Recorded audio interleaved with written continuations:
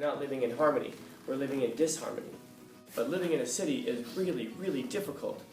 And where did we develop? For 99.9% of it. Out there, out in nature. And then all of a sudden, we start building buildings, and then we start living inside of them. And before, when we would live on like massive acres of land, we now live in like a little 900 square foot apartment stacked up on top of each other. My God, when you bring these animals out of captivity, that's where they belong. And then you stick them in this enclosure. It's cruel. It shortens their life expectancy. It adds depression. Does that not sound like what happens to us as humans?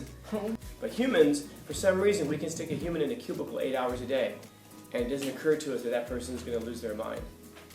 Are you going to say what you really think, or are you going to not? You're going to say something else. You're going to lie. And if you lie, you're going against the truth. It's disharmony within yourself. That says something, by the way. That means that you are something, a creature that's meant to live in reality. You're a creature that's meant to tell the truth. That's a really important thing, by the way. Don't miss that. You're a creature that's meant to live in reality. You're not meant to live in things that aren't true. You're not meant to live in a world of lies. You're meant to live in the actual, real reality. And so the further away that you get from that, the less happy you're going to be. If I say what I'm really thinking, it's going to cause a problem. Yeah. Are you supposed to live a life with no problems? Are you supposed to live a life of complete comfort? If that was the case, none of us would be here. We'd all be drunk in bed somewhere right now. In fact, that's the thing, if we go back to Nietzsche, that causes our problems. It's our fear of living a life without comfort. We're not meant to live in a life without problems. We're meant to live in a life of truth. Of course, truth is going to create problems for you. By the way, so are lies. The question is, which of those two things are you going to suffer? You can tell me if you've heard this before. But life is suffering. And we don't get to choose not to suffer. We get to choose what we're going to suffer for. Are you going to suffer for truth, or are you going to suffer for lies?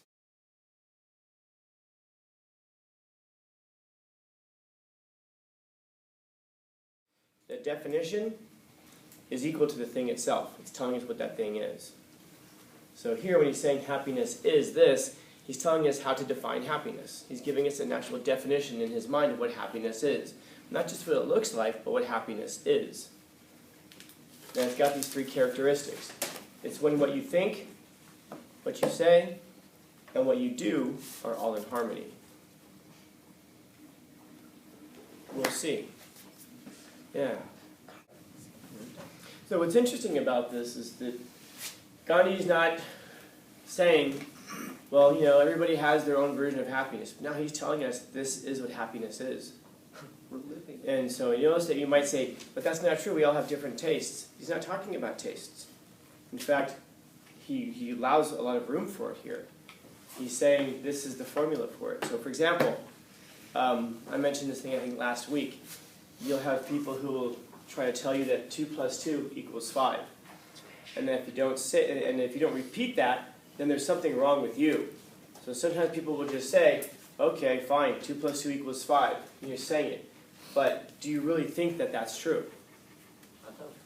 No. You might say, no, I don't think it's true. In fact, you know it's not true. But you're saying it.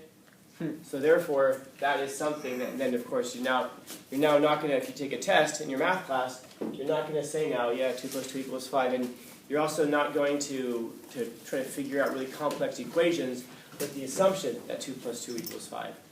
Because if you do, you're going to fail. So you're saying something that's different from what you think, and it's different from what you're actually doing. And that's something that leads to anxiety. That's something that leads to a lot of our mental illnesses. This is what Carl Jung would say. It's essentially this distinction between the persona and then the shadow. This isn't quite the shadow, but you get the idea. These are the things that you think, but you don't tell people. Maybe people don't see how you actually behave. But out in public and on social media, we're repeating the mantra, 2 plus 2 can equal 5. And now you can start to think about all the kinds of things that it is that, especially today, we're trying to be told to repeat and just say, whether we believe them or not. And it isn't a matter of, you'll see people who say, hey, say this thing. They don't ask you, do you believe this thing? They just want you to say it. Because if you say it, then it looks like everybody believes it, and then that will get other people to say it. And the whole idea is it doesn't matter if anybody actually believes it. You can just get people to say it, and then people will be afraid to say the opposite. And you tell me if that sounds familiar to you at all. And there are a lot of things like this. And so the point is that when you do that now, you find yourself, just like you have that war between the persona and the shadow, battling it out. Now you have a war between this face that you show the world, and then these things that you actually think, your life of your private thoughts, and your life of your private actions. And again, it's not the exact same thing as the persona and shadow, but it operates the same way. I'm saying that they're battling themselves out. And when you're living like that, he would say, this is why we have social anxiety. This is why we have depression. A lot of mental illnesses we have because of this. We're not living in harmony. We're living in disharmony. It's like living in a city, we don't really realize how difficult it is, but living in a city is really, really difficult. We've been developing for almost 300,000 years. And where did we develop? For 99.9% of it. Out there, out in nature. And then all of a sudden, we start building buildings, and then we start living inside of them. And before, when we would live on like massive acres of land, we now live in like a little 900 square foot apartment stacked up on top of each other. And we might think like, well, yeah, that's just what I'm used to. Behaviorally, it might be what you're used to. But neurologically, it's not what we're used to. It's not what we were developed for. It's kind of like if you take, it's a weird thing, like we'll say, for example, we look at, you guys saw the documentary Blackfish, I think it was called? What? Is that the one that was the SeaWorld, and they take the orcas and they bring them into captivity? And we were all up in arms about it, and we're like, my God, when you bring these animals out of captivity, that's where they belong. And then you stick them in this enclosure, it's cruel. It shortens their life expectancy, it adds depression. They actually suffer from this. Oh no. Does that not sound like what happens to us as humans? Oh, no. It's so weird that we can look at other animals and say, you can't keep animals in these enclosed spaces. They're meant to be out in nature, to roam. But humans, for some reason, we can stick a human in a cubicle 8 hours a day. And it doesn't occur to us that that person is going to lose their mind. And we can then leave our cubicle for 8 hours a day, get into a car, closed space, and then drive to an apartment, closed space. It's much smaller than what we're used to, and not realize the incredible neurological problems it can cause for us, psychological problems it can cause for us. And this is why some of you understand what I mean. If you get out into nature, how do you feel? A lot of people feel great about it. People, I don't know how many of us love hiking. But we hate walking around school, but we love hiking. Why? Because you're out in nature. You're where you belong.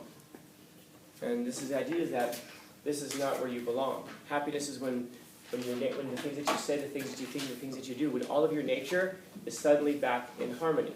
You're where you belong. You're doing what you're supposed to do.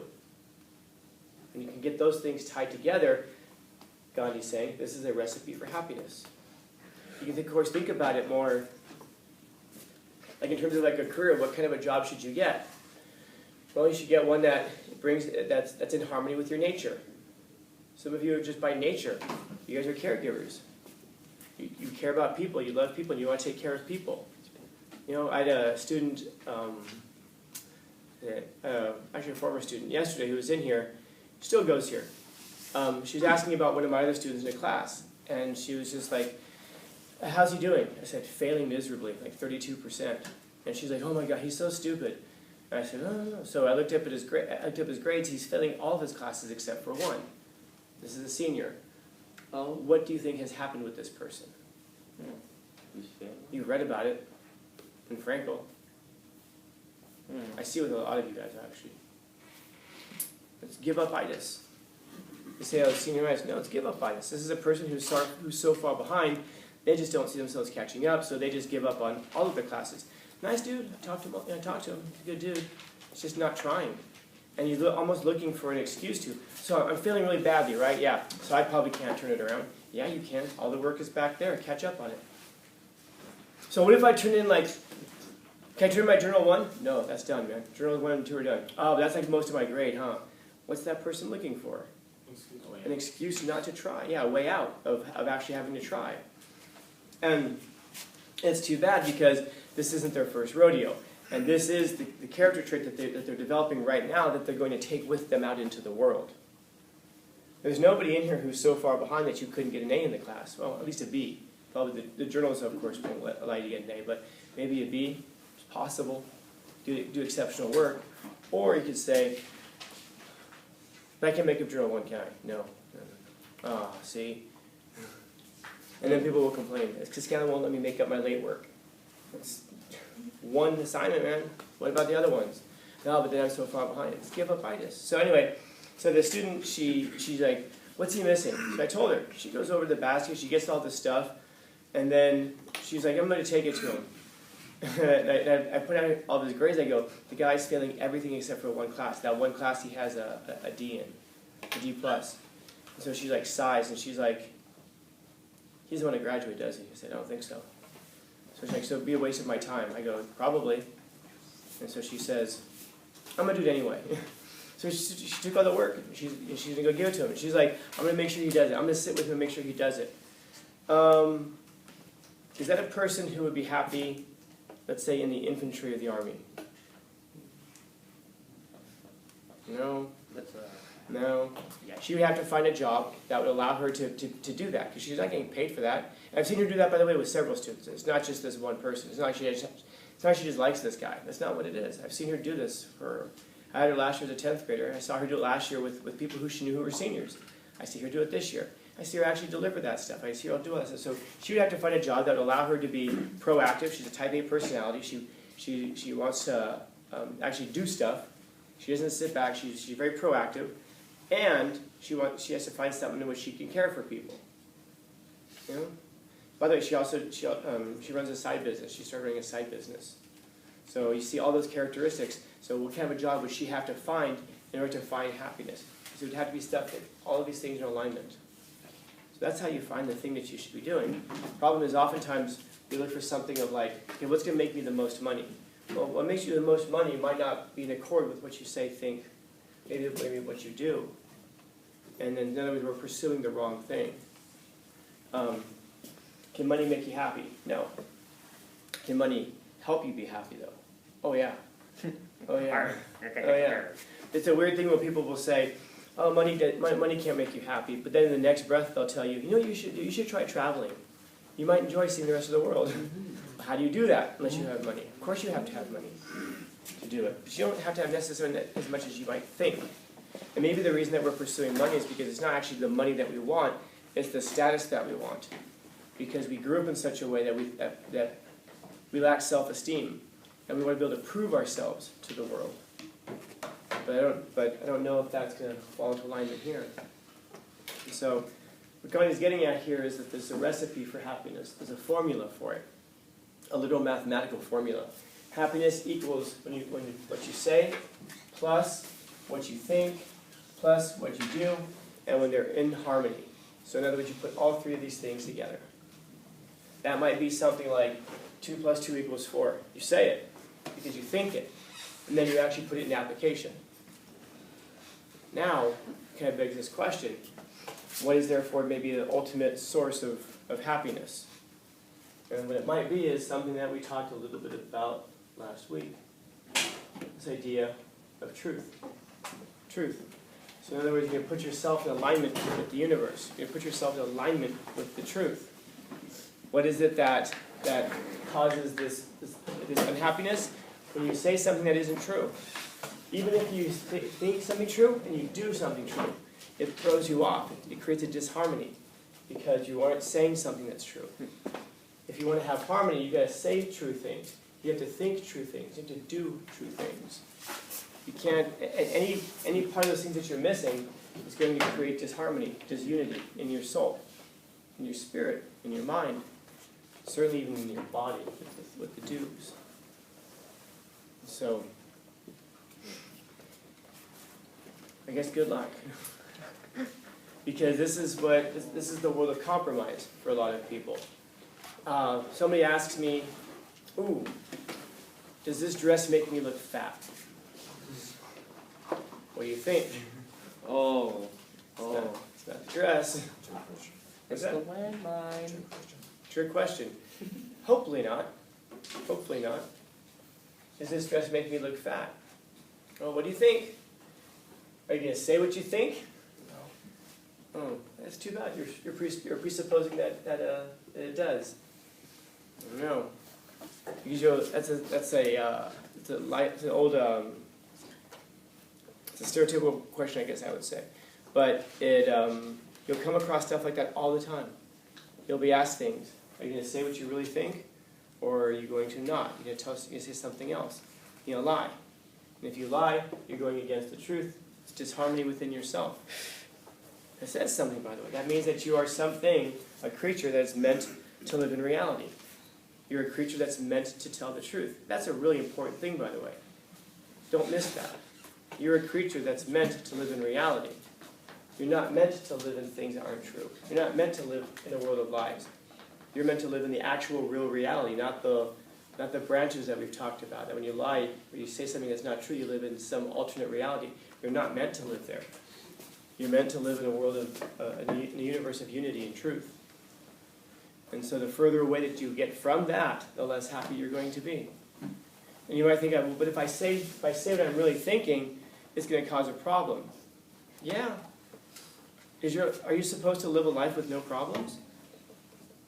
Are you supposed to live a life of complete comfort? If that was the case, none of us would be here. We'd all be drunk in bed somewhere right now. If contentedness or a life of no problems was the measurement, we wouldn't do 90% of what we do in life, 95% of what we do in life. In fact, that's the thing, if we go back to Nietzsche, that causes our problems. It's our fear of living a life without comfort. It's the last man, it's the herd that seeks comfort. Yeah, just fine, 2 + 2 = 5. I don't want to get called a racist. What the hell does that have to do with anything? It does. Shut up. Just trust me, it does. Oh, shit, okay. But 2 + 2 = 4. You're literally Hitler. Do you hate trans people? What? No! Then say it. Shit, fine, 2 + 2 = 5. That's what I thought. But you're thinking the whole time, I don't understand what the hell this person's talking about. And by the way, I'm not making that up. I have seen that discussion. I've seen that discussion in front of me happen. I've been told that if you believe that 2 + 2 = 4, you are racist and a transphobe. What? Literally, I've heard this. I'm not making this shit up. So what is it? Well, we don't really care what you think. That person just wanted the other person to just say it. They didn't care if they really thought it. They didn't care if they actually applied it in their work life. They just wanted them to say it. And this is what happens. And then you start saying things that you know aren't true, and now you're living in a world that you were never meant to live in, a world of lies, and now that you're living in disharmony with it, and then you wonder, why am I so miserable? We're not meant to live in a life without problems. We're meant to live in a life of truth. And of course truth is going to come up with problems. Of course truth is going to create problems for you. By the way, so are lies. So are lies. The question is, which of those two things are you going to suffer? And you can tell me if you've heard this before. But life is suffering. And we don't get to choose not to suffer. We get to choose what we're going to suffer for.